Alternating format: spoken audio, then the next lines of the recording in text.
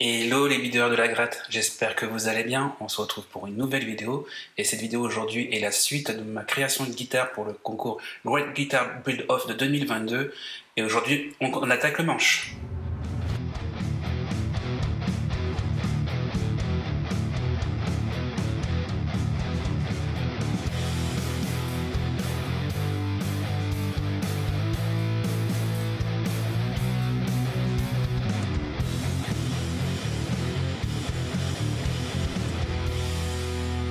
Et oui les amis, on se retrouve aujourd'hui pour la suite de cette série, pour la construction de cette guitare que je fais pour le Great Guitar Build Off de 2022. Et j'attaque mon premier manche, c'est-à-dire que je construis mon premier manche pour cette guitare. Je n'ai jamais fait de manche avant ça, et donc c'est toute une aventure pour moi. Comme j'ai dit dans la plupart de mes vidéos ces derniers temps, je suis pas très bien équipé pour le moment. Comme par exemple une scie pour pouvoir faire les rainures pour les frettes, qui est une scie très fine. Donc comme vous le savez et que je l'ai dit dans les dernières vidéos, j'ai acheté la touche déjà pré-rainurée et au radius. Pour ceux qui me suivent le savent déjà, mais pour ceux qui me découvrent, je suis tout nouveau dans le monde de la création de guitare et je n'ai pas encore tout le matériel, c'est-à-dire qu'avant le premier confinement, j'étais pas du tout bricoleur et donc j'apprends au fur et à mesure et je suis pas très bien équipé. Pareil en matière première comme le bois et le MDF. Le MDF qui me manque justement pour pouvoir créer un gabarit pour faire l'angle de renversement de la tête de manche. Comme vous pouvez le voir dans d'autres chaînes de tuto lutherie, on peut se créer soi-même un gabarit pour pouvoir couper correctement l'angle du bois pour le manche et créer tout de suite une jonction plus facile sans y travailler beaucoup derrière. Donc pour pouvoir faire cet angle que j'ai décidé de 12 degrés pour couper mon manche en air à blonder, j'ai créé un système avec 2 serre-joints sur mon établi et avec la scie coupée correctement. Alors vous verrez, c'est pas tout à fait parfait, mais je retravaille derrière un petit peu au rabot et au ponçage. Une fois la partie haute qui va servir pour la tête de manche coupée, je la réduis en surfaçant avec ma défonceuse pour pouvoir y revenir travailler dessus directement. Pour pouvoir mettre le manche en épaisseur correctement, j'ai commencé à découper les rames ondées avec ma scie sauteuse, mais je me sens plus efficace et plus précis avec une scie japonaise.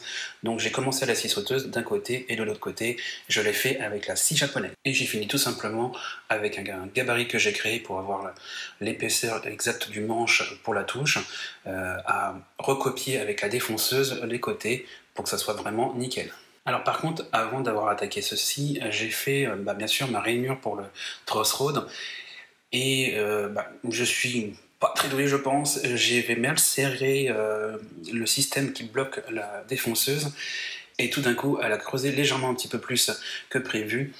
Donc du coup, c'est pas quelque chose qui est pas irrécupérable, hein. J'ai triché un petit peu, j'ai remis un petit fond dans le fond de la rainure pour que le truss rod soit bien à fleur du bois. Et pareil, deuxième fail que j'ai pu avoir dans cette vidéo, j'ai le gabarit qui me servait pour la tête de manche qui a bougé au moment où je me suis servi de la défonceuse.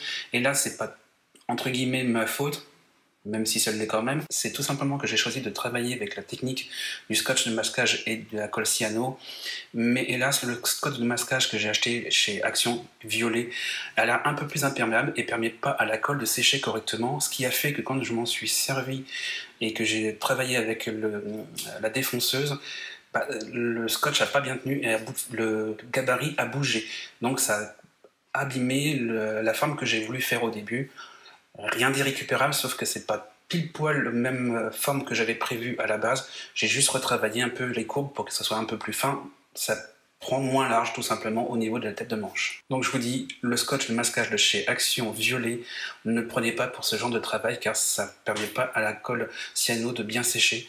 Vraiment c'est un conseil, je me suis fait avoir 1 ou 2 fois avec ça. Et voilà les amis, je crois que c'est à peu près tout ce que je peux vous dire pour le travail que je vais faire sur cette vidéo, car cette partie du travail sur le manche va se faire en 2 vidéos, car il y a beaucoup de choses à faire, une chose que j'imaginais mais que ça s'est vu réel en travaillant directement sur un manche. Il y a vraiment beaucoup de taf à faire sur un manche pour qu'il soit vraiment nickel, en sachant que je n'ai même pas travaillé la création des rainures pour les frettes et le radius de la touche. Donc vous verrez la première partie de la création du manche et la semaine prochaine je ferai la deuxième partie. Maintenant je vous laisse avec la vidéo, on se retrouve tout de suite après.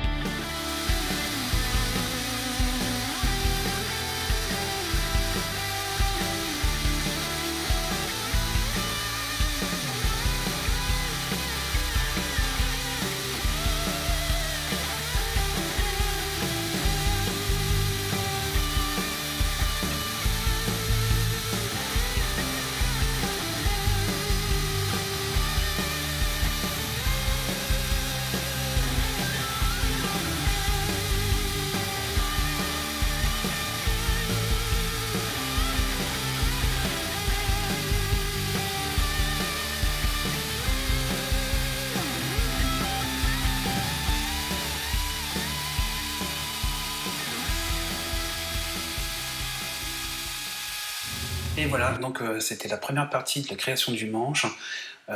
J'ai commencé à couper les frettes, vous verrez ça dans la prochaine vidéo, mais je me suis aperçu que j'avais oublié une toute petite chose, et c'est de comment créer les repères sur la touche. Donc tout simplement, j'y réfléchis, j'ai trouvé une solution pour pouvoir créer ces repères et faire ça un petit peu stylé. Donc je vais y travailler sur la semaine qui arrive, et vous verrez ça sur la prochaine vidéo. J'espère que sur la prochaine vidéo, je pourrai finir complètement le manche tel que je l'ai imaginé, et pouvoir vous montrer le résultat fini correctement. Si vous avez aimé cette vidéo, n'hésitez pas à mettre un petit pouce en l'air pour me dire que vous avez apprécié la vidéo et faire référencer cette vidéo.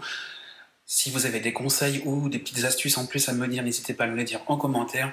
Je suis toujours intéressé par vos retours et vos idées. Si vous n'êtes pas abonné à ma chaîne, je vous invite à le faire et à cliquer sur la cloche pour être notifié des prochaines vidéos que je pourrai faire.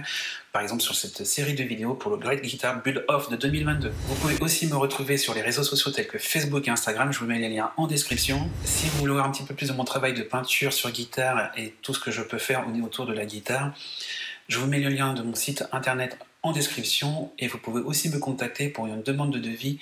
Il y a un formulaire pour ça. Sur ce les amis, je vous dis à bientôt, portez-vous bien et que la force soit avec vous.